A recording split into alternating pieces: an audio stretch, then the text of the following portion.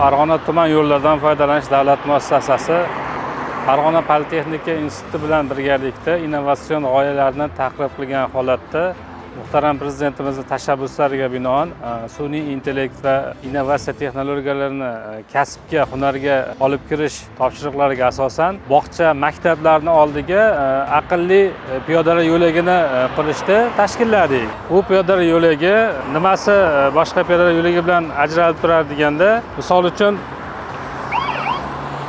tugmani bosmasdan o'tganda o'zidan shunaqangi to'xta, senga qizil chiroq degan ishora beradi signal bilan. Keyin esa bu tugmani bosib turib 8 soniya kutiladi. 8 soniya kutilgandan keyin piyodalarga yashil yo'lak yonadi, haydovchilarga esa qizil ishora yonadi.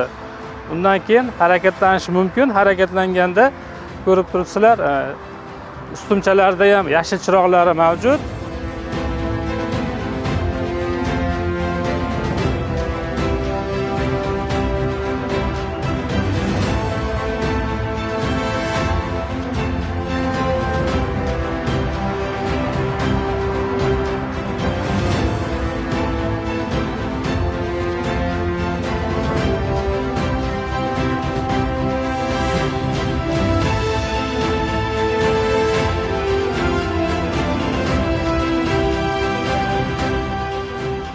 Piyoda qatnov qismidan o'tib bo'lgandan keyin o'tib ketishi bilan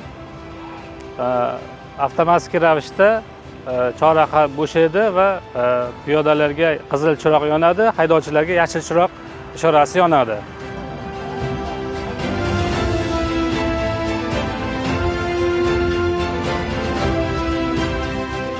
Piyodalar yo'lagini yana bir afzalliklaridan biri ko'zi ojizlar uchun ham maxsus ishlangan. Ko'zi ojizlar albatta bu svetlar, nurlarni ko'rmaydi. Shuning uchun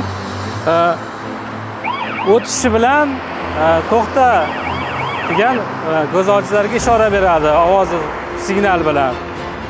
Bu ko'zi ojiz fuqarolarga ham qulaylik yaratish maqsadida ishlab chiqilgan.